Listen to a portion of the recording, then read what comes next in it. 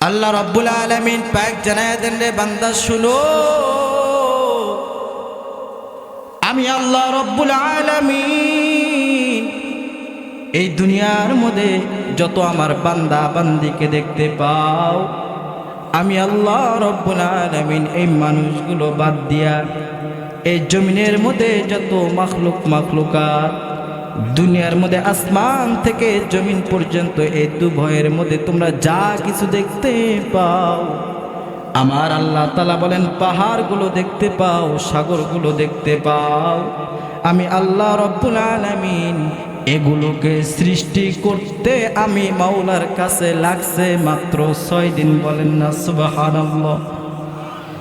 আল্লাহ রাব্বুল আলামিন পাক জানায় দেন রে বান্দা তোমরা শুনো,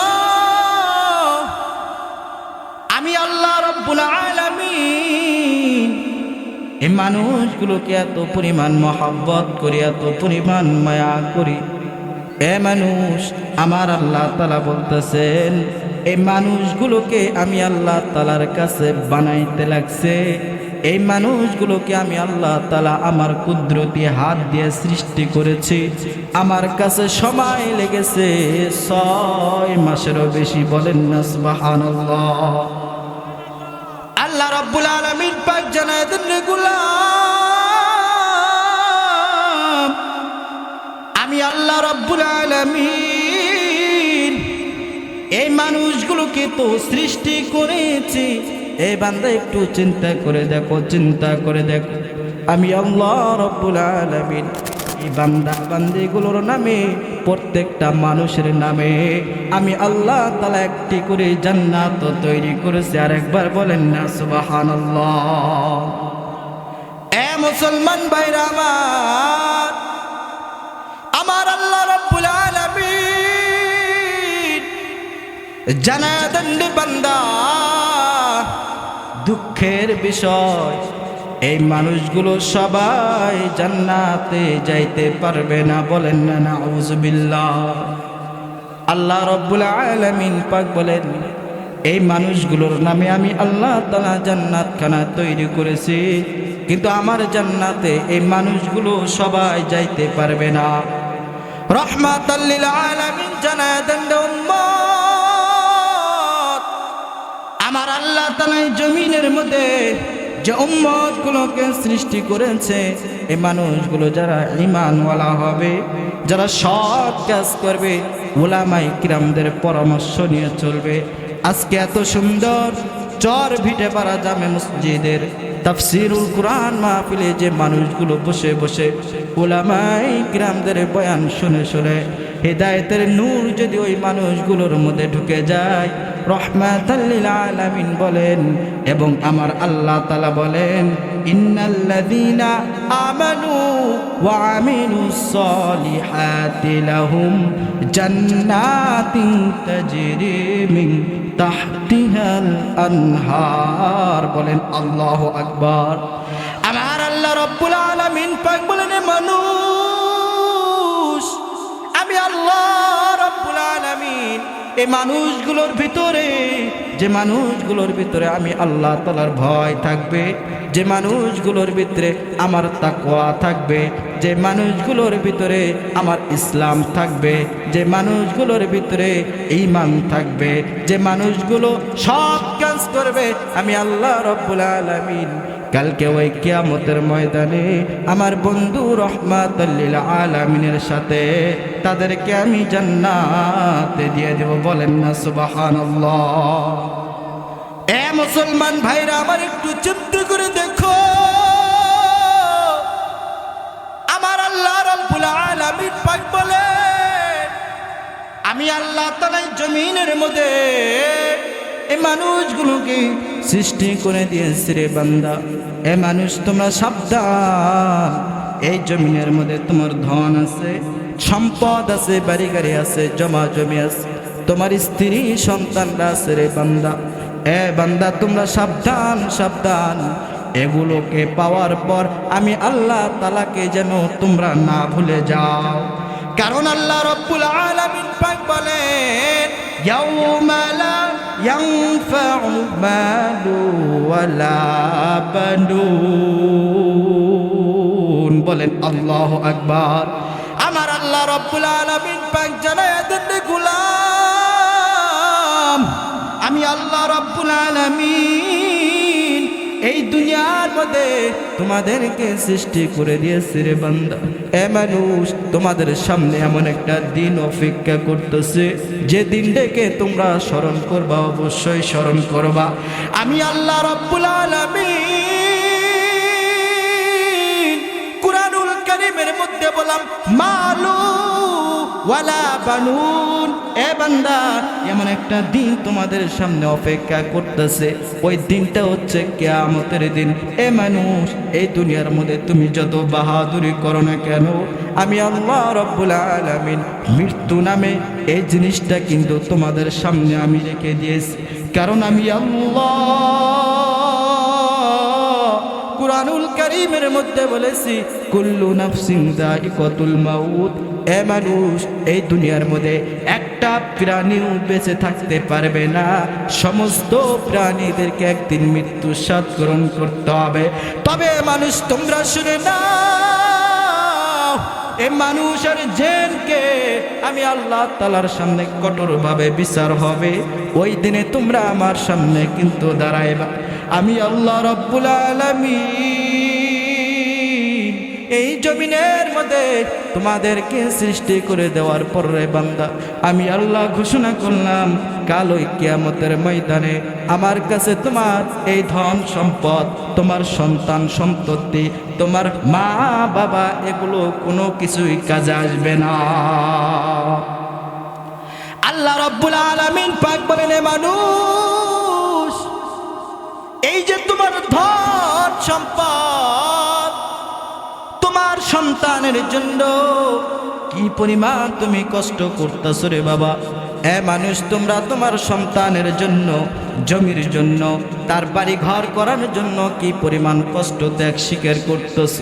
এ মানুষ, আমার আল্লাহ রাব্বুল আলামিন পাক বলেন কালকে কিয়ামতের ময়দানে কত মানুষ দাঁড়ায় থাকবে, ধন সম্পদওয়ালা ব্যক্তিরা দাঁড়ায় থাকবে, কিন্তু আমি মালিকের কাছে এগুলো কোনো কিছু গ্রহণযোগ্য হবে না, গ্রহণযোগ্য হবে না।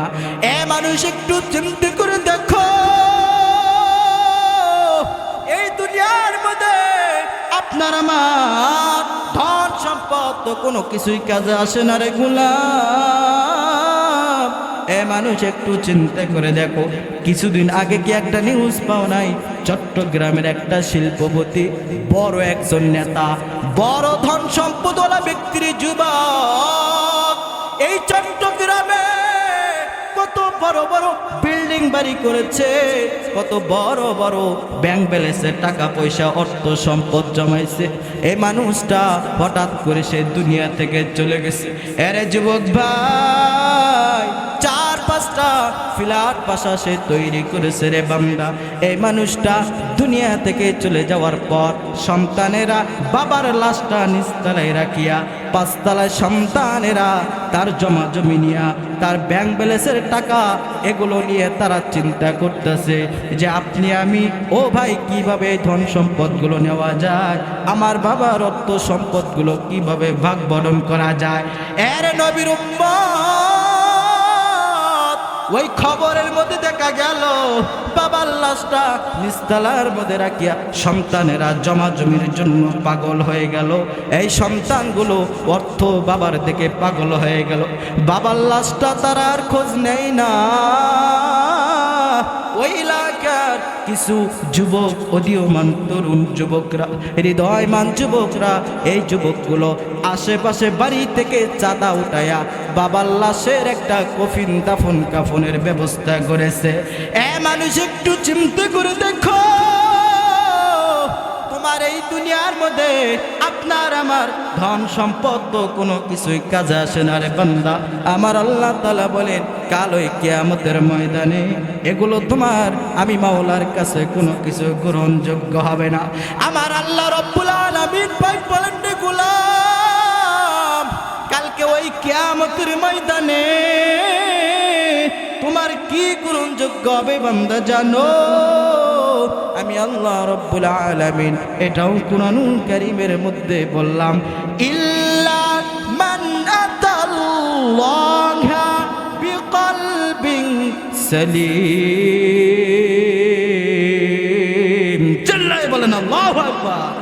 আমার আল্লাহ রাব্বুল আলামিন পাক বলেন, এ গোলাম, আমি আল্লাহ রাব্বুল আলামিন ওই কালকে কিয়ামতের ময়দানে এ মানুষ তোমার আমার কাছে কি গ্রহণযোগ্য হবে বান্দাজন?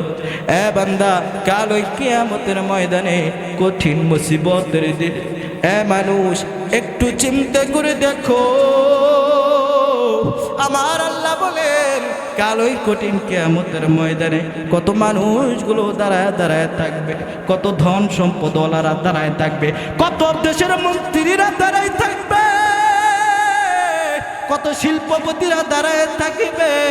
আমার আল্লাহ বলেন, এ বান্দা, না না না না না না না না রে বান্দা, আমি আল্লাহ এমন না যে শিল্পপতির দিকে তাকায় তাকায় তার বিচার করব না। এই বড় ধন সম্পদওয়ালা ব্যক্তি ছিল, তার দিকে তাকায় বিচার করব না। আমার আল্লাহ তাআলা বলতেছেন, কালে সব মানুষগুলোর ভিতর থেকে একটা একটা করে আমার এই বান্দার অন্তরগুলো আমি বাছাই করব। আল্লাহ বলেন, ইল্লা মান আতাল্লাহা বিকলবিন সালিম। আমার আল্লাহ রব্বুল আলামিন পাক বলেন, যার অন্তরটা সব থেকে বেশি বিশুদ্ধ অন্তর থাকবে, বলেন সুবহানাল্লাহ। আমার আল্লাহ তাআলা বলেন, এ গোলাম, কাল ওই কিয়ামতের ময়দানে যার অন্তরটা আমি মালিকের কাছে বিশুদ্ধ থাকবে, যার অন্তরের মধ্যে কোনো গুনাহ নাই, যার অন্তরের মধ্যে একটা পাপ দিয়েও ভরা নাই রে বান্দা, এই অন্তরটা তাকওয়াওয়ালা হতে হবে। আমার আল্লাহ বলেন, ইয়া আইয়ুহাল্লাযীনা আমানুত্তাকুল্লাহ। বান্দা, এই তাকওয়াওয়ালা অন্তর, বিশুদ্ধ অন্তর আমি মাওলার কাছে উপকৃত হবে। যার অন্তরটা বিশুদ্ধ থাকবে, যার অন্তরটা বিশুদ্ধ থাকবে, আমার আল্লাহ তাআলা বলেন, কাল ওই কিয়ামতের ময়দানে তাদের ভয় থাকবে না।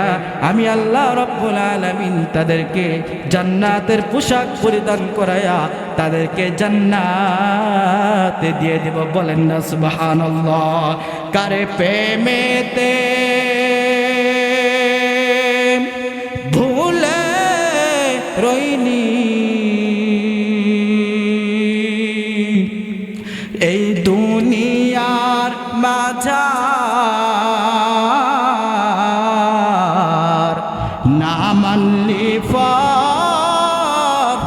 মান রে তুই, না মানলি কোরআন, নাম নিশানা নাহি ছিল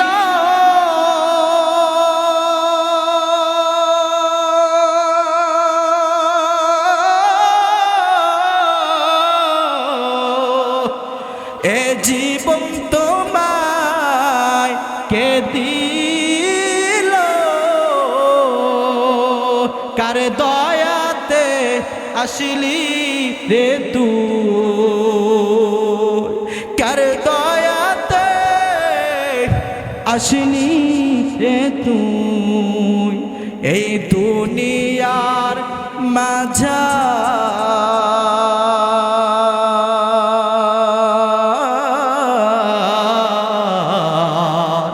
না মানলি